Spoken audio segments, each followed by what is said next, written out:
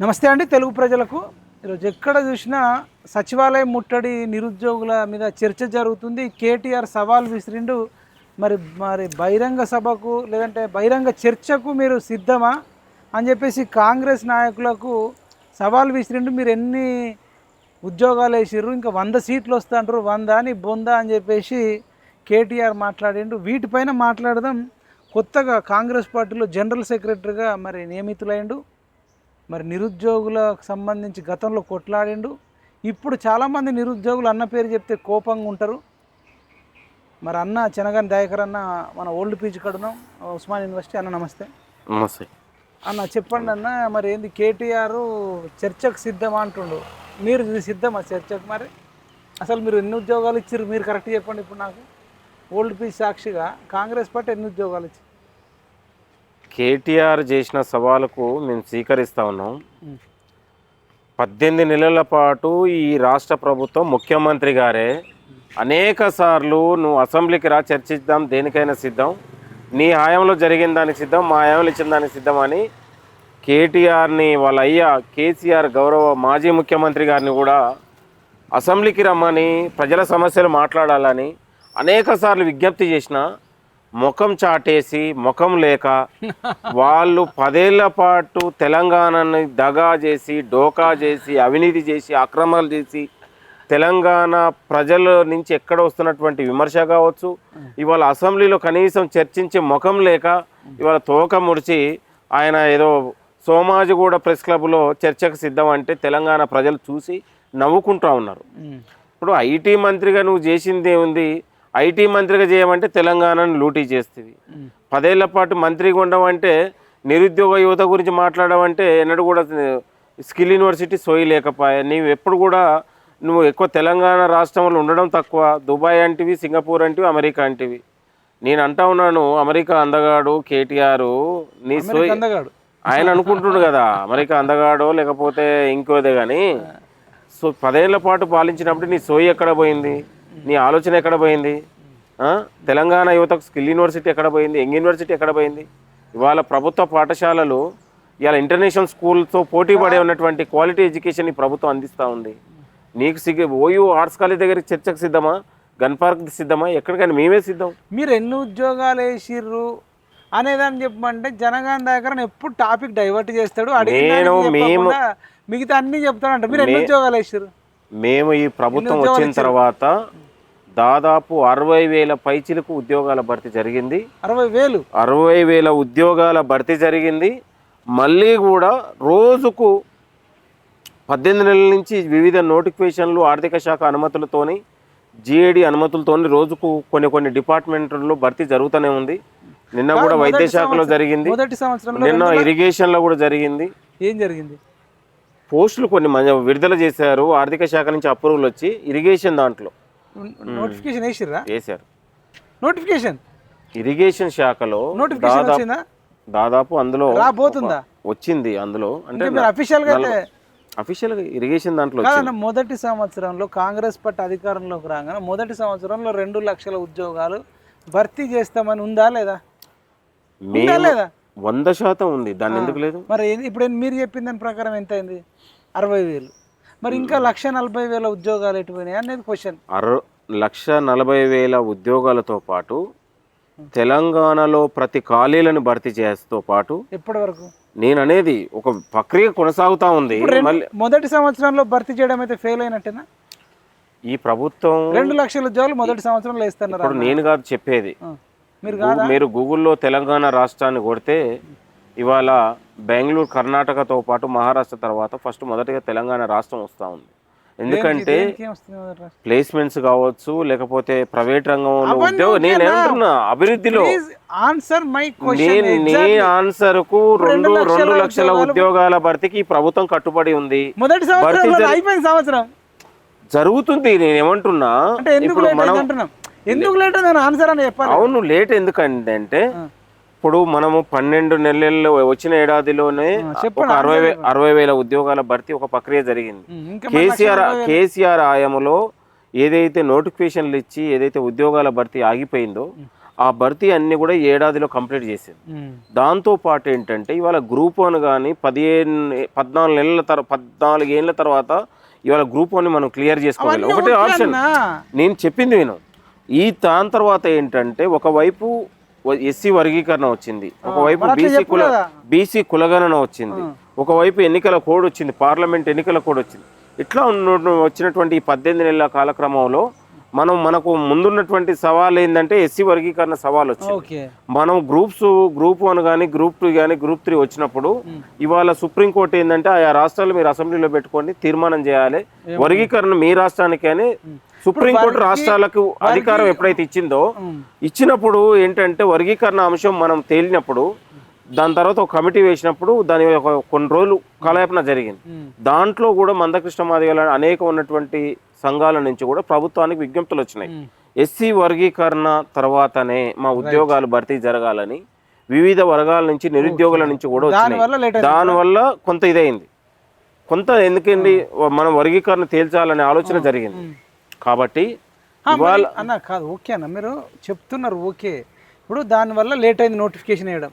ఇప్పుడు మిగతా 140,000 ఏ డిపార్ట్మెంట్లో ఎన్ని ఉన్నాయి అనేది మీరు గుర్తించారా? మరి ఈ ప్రక్రియ దానికి వర్గీకరణకి సంబంధం లేదు కదా. ఇప్పుడు వర్గీకరణ కులగణన బీసీ కులగణన అయిపోయింది, ఒకటి అంశం పోయింది, ఈ అంశం డిఫరెంట్. ఆ అంశం పోయిన తర్వాత నెక్స్ట్ ఇప్పుడు డిఎస్సి పోస్టులు ఎన్ని ఉన్నాయి, టీచర్ జాబ్లు ఇంకెన్ని? డిఎస్సి కూడా భవిష్యత్తులో రిలీజ్ కాబోతా ఉన్నాయి, ఎస్ఐ కానిస్టేబుల్ కూడా రాబోతా ఉంది, జీపీఓ నోటిఫికేషన్ కూడా రాబోతా ఉన్నాయి ఈ మధ్య కాలంలో.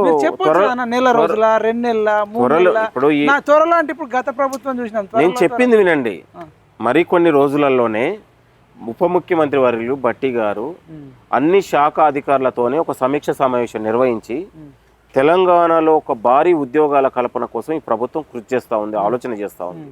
ఇప్పుడు ఒక ప్రభుత్వ ఉద్యోగం అంటే ఏదో పాండబాల కిల్లి పెట్టినట్టు కాదు నేను అనేది.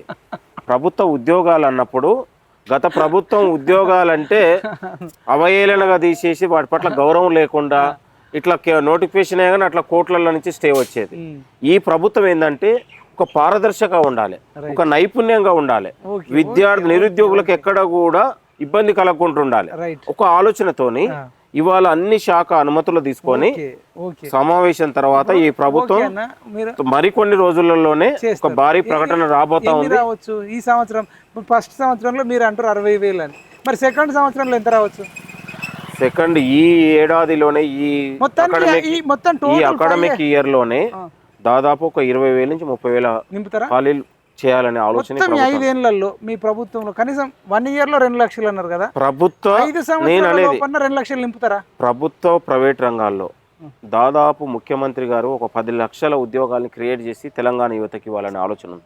సరే ప్రైవేట్ లో మీరు చెయ్యండి అన్న. ఇప్పుడు గొడవలు ఒకవైపు ప్రైవేట్ లో కూడా స్టార్ట్ అయినాయి, ప్రైవేట్ రంగంలో కూడా దాదాపు 1 నుంచి 2 లక్షల ఉద్యోగాలు మనం ప్రైవేట్ రంగాల్లో మనం కృషి చేయడం జరిగింది మన ప్రభుత్వం వచ్చిన తర్వాత. ఎక్కడెక్కడ ఇచ్చారు ప్రైవేట్ లో? ఇప్పుడు వివిధ ఉన్నటువంటి సాఫ్ట్వేర్ కంపెనీలలో కానీ లేకపోతే ఇవాళ ఇప్పుడు ఐఐటీలు ఉంది ఎగ్జాంపుల్. మనం ఎప్పుడో చిన్నగా ఉన్నప్పుడు ఐఐటీలకు చాలా క్రేజీ ఉండే. ఈ ప్రభుత్వం వచ్చిన తర్వాత వాటికి ఒక 2,200 కోట్లు ఇచ్చి దాదాపు తెలంగాణలో ఉన్న ఒక 15, 16, 17 ఐటీఐల్ని పునరుద్ధరించి అక్కడ చదివినటువంటి ఐఐటి ఏదైతే ఐటీఐ అయిపోగానే తిరిగి ఎమ్మటే ఒక పరిశ్రమకు అనుసంధానం చేసి ప్లేస్మెంట్స్ తీసుకునేలా. అంటే మన ముఖ్యమంత్రి గారి విజన్ కానీ కాంగ్రెస్ ప్రభుత్వ విజన్ కానీ ఏంటంటే డిగ్రీ అయిపోయిన విద్యార్థికి కొలువులు ఇవ్వాలి, అతను అక్కడ ఆగిపోవద్దు అనే విజన్. మళ్ళీ చెప్తారు ఇంకా చాలా ఇంటర్వ్యూలు ఇవ్వచ్చు, మీరు ప్రెస్ మీట్లు పెట్టవచ్చు, కానీ క్వశ్చన్స్ కి అయితే ఆన్సర్ చేయాలి. నిన్న చేస్తా ఉన్నాం నేను అనేది జరిగింది కదా, మీరేమో పేడ్ ఆర్టిస్టులు అది అని. మరి నిరుద్యోగులే చెప్తా ఉన్నారు, నేనుగా చెప్పేది నిరుద్యోగులే. ఆ ధర్నాకు గానీ ఆ ముట్టడికి కానీ మాకు సంబంధం లేదు. కొందరు కావాలనుకుని మా పేరు మీద వాళ్ళు పిలుపునిస్తా ఉన్నారు, మాకు సంబంధం లేదు. మేము హాయిగా చదువుకుంటున్నాం, మాకు పోలీస్ కేసు వద్దు, మాకు ఏదొద్దు, ఈ ప్రభుత్వం పైన మాకు విశ్వాసం ఉంది. నిరుద్యోగులు చెప్పారు, నిరుద్యోగులు చెప్పారు అనేక మంది. అన్న మేము స్టేషన్ లో ఉన్నాం, మాకు స్టేషన్ లో ఉన్నాం, నేను చెప్తా నేను అనేది. నేను ఎవరిని పేడ్ ఆర్టిస్టులు మేము ఏ నిరుద్యోగం లేదు. తెలంగాణలో నిరుద్యోగులు వాయిలేం చేయరు, బయటికి రారు, ధర్నాలు పోరాటాలలో ఉండరు. ఎందుకు ఉండరు? ఎందుకంటే నేను ఎందుకు చెప్పానంటే వాళ్లకు ప్రభుత్వాల్లో నోటిఫికేషన్ల పైన కాంగ్రెస్ ప్రభుత్వం వచ్చిన తర్వాత ఒక విశ్వాసం వచ్చింది. అంటే కాదు ఒక్క సెకండ్, బీఆర్ఎస్ మీద కూడా వీళ్ళు నిరుద్యోగులు బయటకు రాలే, అసలు బీఆర్ఎస్ ప్రభుత్వంలో ఉద్యోగాల కల్పన గురించి ఆలోచన చేయలేదు కదా. మొత్తం వాళ్ళు నిరుద్యోగులు పోరాటం చేసిరా లేదా కేసీఆర్ మీద? అప్పుడు కాంగ్రెసే నిరుద్యోగుల పక్షాన బలంగా ఉద్యోగాలు పోరాటం చేయొచ్చు, నిరుద్యోగులు చేసిరా లేదా? చేశారు. యూనివర్సిటీ దాంట్లో మరి మీరు ఇంతకు ముందు ఏమన్నారంటే ఉద్యోగాలు, నేనేమన్నది ఉద్యోగాల కల్పన జరుగుతుంది. ముఖ్యమంత్రి గారు పదే వేదికల మీద నిరుద్యోగుల కోసమే ఈ ప్రభుత్వం ఉంది, నిరుద్యోగుల ఉద్యోగాల కోసం కృషి చేస్తూ ఉంది, దయచేసి మీరు ఎక్కడ కూడా కొంత దళారులకు మీరు అవకాశం ఇవ్వద్దు, మీకోసం మేము ఉన్నాను, మీ పెద్దనగా నేనున్నాను, మీ బాధ అయినా కష్టమైన నాతో చెప్పుకోండి. మీరేమో హరీష్ రావు ఏమో నేనున్నా అంటుండు, మీరేమో మేమున్నా అంటారు. హరీష్ రావు నమ్మల్లా మిమ్మల్ని నమ్మల్లా? అసలు హరీష్ రావు అనే కొందరు బీఆర్ఎస్ భవన్కి వెళ్ళిరన్న, వాళ్ళకి ఏం చెప్తారా నిరుద్యోగులకు? హరీష్ రావు, కేటీఆర్ కావచ్చు, ఇవాళ నిరుద్యోగుల్ని రాజకీయంగా వాడుకోవాలనే ఒక కుటిల ప్రయత్నం జరుగుతూ ఉన్నది. 10 ఏళ్లలో నిరుద్యోగ యువత గురించి మాట్లాడలేదు. ఇవాళ అశోక్ నగర్లో ప్రవళిక అనే ఒక నిరుద్యోగి 4 పరీక్షలకు హాల్ టికెట్లు పెట్టుకొని చనిపోతే అసలు కేటీఆర్ ప్రెస్ మీట్ పెట్టి ఆ అమ్మాయి ప్రేమ ఫెయిల్ అయినందుకు చనిపోయింది, ఉద్యోగం రాక కాదని హేళన చేసినటువంటి మూర్ఖుడు కేటీఆర్. ఇవాళ అమ్మాయి అసలు ఏ ప్రభుత్వ ఉద్యోగాలకు కూడా అప్లై చేయలేదంటే ఆ అమ్మాయి మొత్తం డేటా తీస్తే 4 ఉద్యోగాలకు అమ్మాయి అప్లై పెట్టుకుంది. గ్రూప్ 2 కానీ, గ్రూప్ 4 కానీ, గ్రూప్ 3 కానీ 4 ఉద్యోగాలకు అమ్మాయి అప్లికేషన్ పెట్టుకుంది. ఆధారాలతో సహిస్తే తోక మురుసుకొని పోయినటువంటి పరిస్థితి. అసలు బీఆర్ఎస్ హయాంలో 10 ఏళ్ల పాటు యువత గురించి ఆలోచన చేయలేదు. ఏ నాయకుడు కూడా వచ్చి కానీ మాలాగా ఎవరు కూడా ధైర్యం చెప్పిన పరిస్థితి లేదు. కాబట్టి వాళ్ళ ఉన్నటువంటి ప్రకటనలతోని, వాళ్ళ ఉన్నటువంటి వాళ్ళ మాటల వల్ల ఆవేదనలకు, ఆందోళనకు గురై ఇదే కాకతీయ యూనివర్సిటీలో మీ అందరికి తెలుసు, సునీల్ నాయక్ అనే ఒక నిరుద్యోగి పురుగుల మందు తాగి సెల్ఫీ వీడియో పెడితే ఇదే నిమ్స్ హాస్పిటల్లో మేము వెళ్ళి పరామర్శించినట్టు విషయం. ఆ అబ్బాయిని కూడా కలిసినాం, ఆ కుటుంబానికి కూడా కాంగ్రెస్ పార్టీ ఆ రోజు అండగా ఉంది. సునీల్ నాయక్ వాళ్ళకి ఏం న్యాయం చేయలేదు. అబ్బాయి నాకు రోజు వాళ్ళ అన్న నాకు మెసేజ్ చేస్తుంటాడు సునీల్ నాయక్. నేనేమంటున్నా, ఆ రోజు ఆ కుటుంబానికి న్యాయం జరిగింది. కాంగ్రెస్ ప్రభుత్వం అధికారంలోకి వచ్చినాక మాకు కొన్ని హామీలు ఇచ్చిందని ఇవన్నీ మనం ఆలోచన చేసే కదా. నిరుద్యోగుల గాథలు, బాధలు అన్ని చూసే కదా ముఖ్యమంత్రి గారు ఉద్యోగాల కల్పన కోసం ఆలోచన చేసేది. గతంలో ఈ పరిస్థితి లేకుండే కదా నేను అనేది. ఇప్పుడు గతంలో ముఖ్యమంత్రి అనే కేసీఆర్ 10 ఏళ్ల పాటు ఉన్నాడు. ఒక నిరుద్యోగులు అనే పదం కానీ, నిరుద్యోగులను కలవడం కానీ, మాట్లాడడం కానీ ఎక్కడైనా జరిగిందా? జరగలేదు. మరి ఈ రాష్ట్రం వచ్చిన తర్వాత నిరుద్యోగుల గురించి ప్రతి వేదిక మీద మాట్లాడుతున్నారు, ఉద్యోగాల గురించి భర్తీ జరుగుతా ఉంది. ఏమంటారు అంటే కొందరు ఈ 60,000 మేము వేసినామంటున్నారు, మందికి పుట్టిన బిడ్డను మేము ముద్దించుకుంటున్నాం అంటున్నారు. అసలు వాళ్ళు వేసింది 10,000 12,000 అవన్నీ గత ప్రభుత్వం బీఆర్ఎస్ నోటిఫికేషన్ వేసింది కదా అనేది ఒక చర్చకు వచ్చింది. మీ దాకా వచ్చిందా? మాట్లాడుతూ ఉన్నారు. మా దృష్టికి దానికి సమాధానం ఏం చెప్తారు? ఇప్పుడు ఒక్కసారి నువ్వు ప్రభుత్వం నుంచి దిగిపోయిన తర్వాత మా ప్రభుత్వం మేము అనేది ఎక్కడ ఉంటుంది నాకు అర్థం కాకూడదు. మా ప్రభుత్వం నీ ప్రభుత్వం అనేది ఎక్కడ ఉంటుంది? నీ ప్రజలు నువ్వు దిగిపోవాలని పాత్ర పెట్టిన తర్వాత మా ప్రభుత్వం నీ ప్రభుత్వం ఏంది నాకు అర్థం కాకూడదు. నిన్ను అవసరం లేదని ఇవాళ కాంగ్రెస్ ప్రభుత్వాన్ని గెలిపించుకున్నారు. గెలిపించుకున్నప్పుడు బాధ్యత ఎవరిది? నోటిఫికేషన్లు అక్కడ ఖాళీ కనపడతా ఉన్నాయి. అసలు ఒక ఉత్త ప్రకటనలకు పరిమితమయ్యే ఖాళీ కనపడినప్పుడు బాధ్యత ఎవరిది? మేము ఎగ్జామ్ పెట్టినాం కొన్నిటికి. అవును, అరే జాబ్ ఎవరు ఇస్తుంది? నేను అనేది నీ ఆయంలో జరగని పని మేము చేయగలిగినాం. 10 ఏళ్ల పాటు నువ్వు కాలయాపనే జరుగుతుంది, మేము ఇచ్చినావు. మీరు అప్పుడు ఏమి గాడిద పనులు వినవా? అప్పుడే నియామక పత్రాలు కూడా అప్పుడే ఇస్తే అయిపోమంటారా?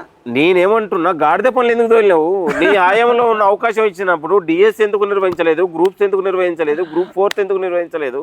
ఇవాళ ఎస్ఐ కానిస్టేబుల్ మేము ఇచ్చినాం ఏం గాడిద పనులు చేసినావు? మొత్తం కూడా పేపర్ లీకేజీలతో తెలంగాణ యువత మొత్తం రోడ్డు మీదకి వస్తే ముఖం చాటలేక బీఆర్ఎస్ నాయకులు ఒక్కొక్కడు మొత్తం బయటికి వెళ్ళే ఎమ్మెల్యేలు, మంత్రులు ఎవడు బయటికి వెళ్ళే పరిస్థితి. అప్పుడు తెలంగాణ యువత రాళ్ళు పట్టుకుంటే ఒక్కొక్కడు పారిపోయినటువంటి పరిస్థితి. ఎలా అప్పుడు ఉన్నటువంటి భయానక పరిస్థితి ఎట్లా ఉంది తెలంగాణలో?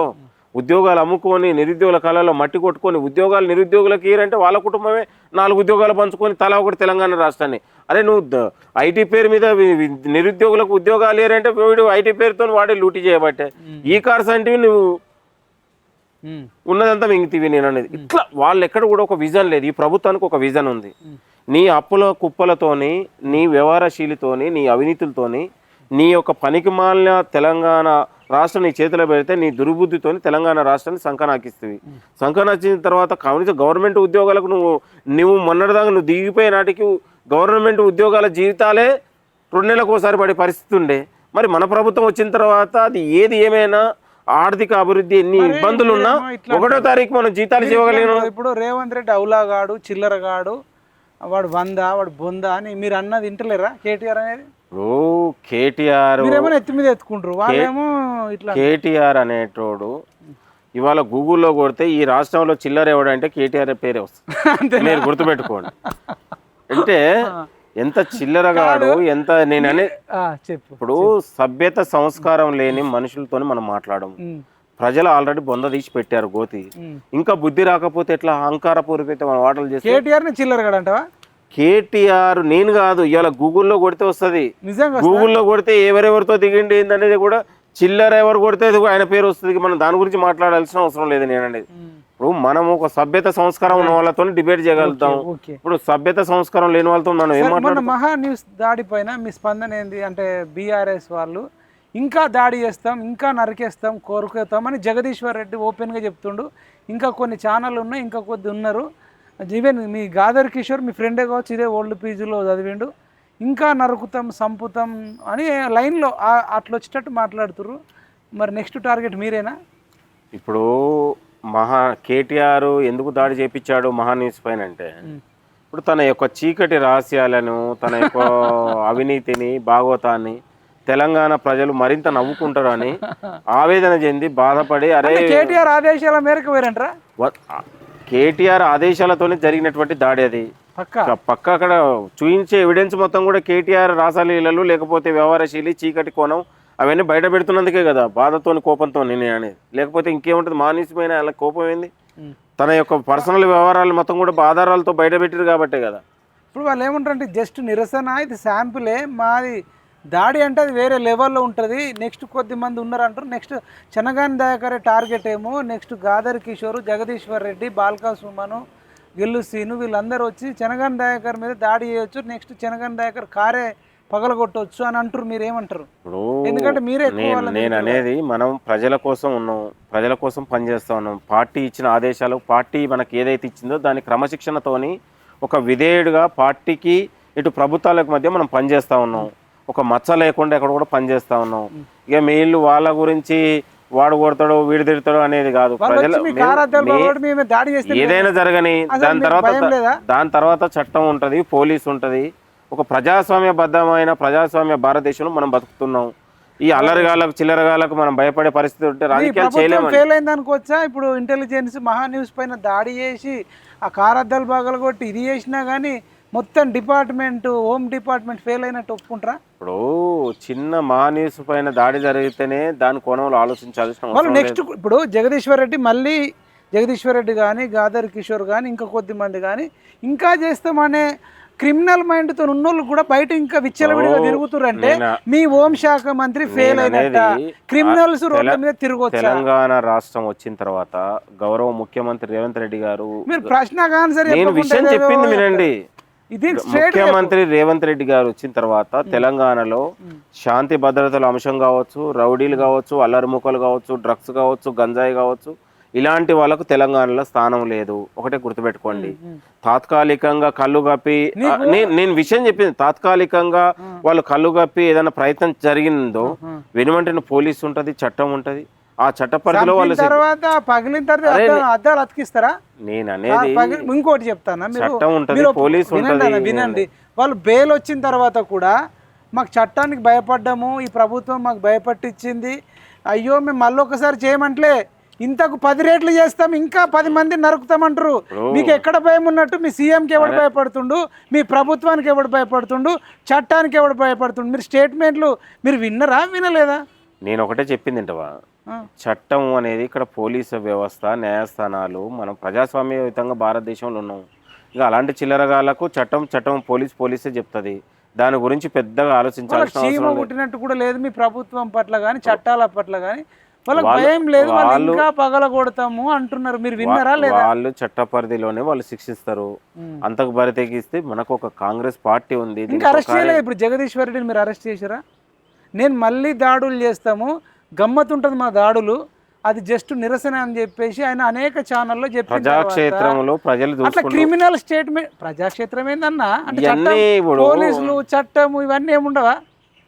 నేను అనేది ఎఫ్ఐఆర్ కేసు అన్న బుక్ జగదీశ్వర్ రెడ్డి నేనేమంటున్నా, ఒక పార్టీగా ఒక నాయకుడిగా మనం చట్టాన్ని పోలీస్ వ్యవస్థని గౌరవిస్తాము. ఇంకా ఉన్నటువంటి కొందరు మూర్ఖులకు నాకు చట్టం లేదంటే చట్టం పని తాను చేసుకుంటూ పోతుంది. అనేక మంది ఇలాంటి మేకపోతు గాంభీర్యం వల్ల అనేక మంది చట్టాలలో శిక్షలు వేసుకొని తెల్లబట్టలు వేసుకొని జైళ్ళలో మగ్గిన వాళ్ళు చాలా మంది చూసినాం. అరే తప్పు చేసినప్పుడు ఎవరైనా అరెస్ట్ అవుతారు. ఆల్రెడీ తప్పు చేసినప్పుడు ఎవరైనా పెడతా, ఇంకా పగల కొడతా, ఇంకా సంపుతా అని అంటుంటే ఆ స్టేట్మెంట్లు అనేది తప్ప నేను అనేది తప్పు చేసిన వారు ఎవరైనా శిక్షకు ఉంటది. జగదీశ్వర్ రెడ్డి ఆ స్టేట్మెంట్లు మీరు విన్నారా వినలేదా? మేము విన్నారా? విన్న తర్వాత కూడా ఆయన రోడ్ల మీదనే తిరుగుతుండంటే మీకు అరెస్ట్ చేసే దమ్ము లేదా, కలేజా లేదా అని అడుగుతున్నా. ఉంటే ఉందా?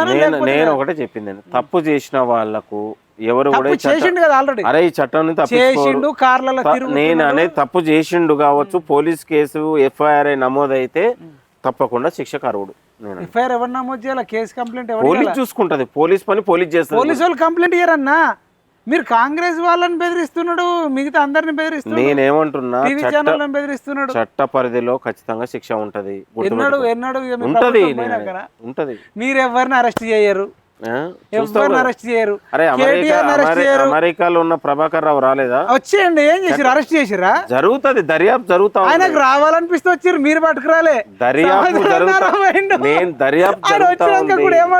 దానికి దర్యాప్తు జరుగుతా ఉంది. వచ్చినాక కూడా మంచిగా గాలికి తిరుగుతుండు, డింగా చేస్తారు. వాడు ఎవడు? కేసీఆర్ ఆరామ్సే నిన్న యశోద హాస్పిటల్లో మీటింగ్ పెట్టుకున్నాడు, కేటీఆర్ పార్కాయత్లో పెట్టుకున్నాడు, హరీష్ రావు కోకాపేటలో పెట్టుకున్నాడు, కవిత నేను మళ్ళీ సీఎం అయితే 10 ఏళ్ళ తర్వాత అంటుంది. విన్నారా మీరు?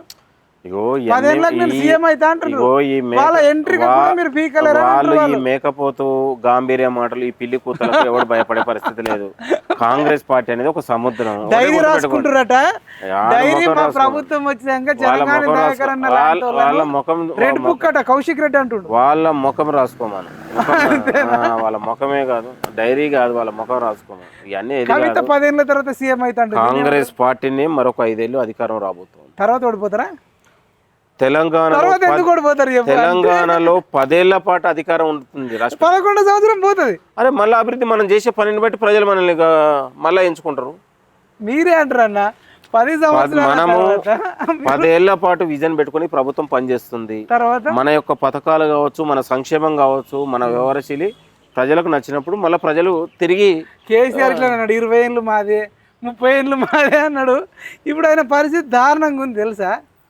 కేసీఆర్ అనే ఇప్పుడు రేవంత్ రెడ్డి కూడా నిన్న 100 సీట్లు వస్తా అంటాడు. నిజంగా నీకు నెక్స్ట్ 100 చేస్తాడు, అనుకున్న పని చేస్తాడు. అధికారం తెస్తానని తెచ్చాడు. పార్లమెంట్ ఎన్నికల్లో డిపాజిట్ దక్కని అన్నాడు, దక్కనియలేదు. అమెరికా నువ్వు ప్రభాకర్ రావు నువ్వు పుట్టలు దాక్కున్నా పొగబెట్టి నేను తీసుకొస్తాను, అమెరికాలో ఉన్నా తీసుకొచ్చిండు. అనుకున్న పని చేయగలుగుతాడు, చేసేదే చెప్తాడు. మీరు గుర్తుపెట్టుకోండి. సరే, ఇప్పుడు మంత్రివర్గ విస్తరణ ఉందన్న. ప్రేమ్ సాగర్ రావు, సుదర్శన్ రెడ్డి, మల్రెడ్డి రంగారెడ్డి, రాజగోపాల్ రెడ్డి, వీళ్ళందరూ కూడా కొంత అలిగినట్టున్నారు. మీరు వీళ్ళకు మంత్రి పదవి ఇస్తారా, ఇయ్యరా? ఇంకొక 3 మంత్రి పదవులు ఉన్నాయి. పార్టీ అధిష్టానం ఆలోచన చేస్తుంది.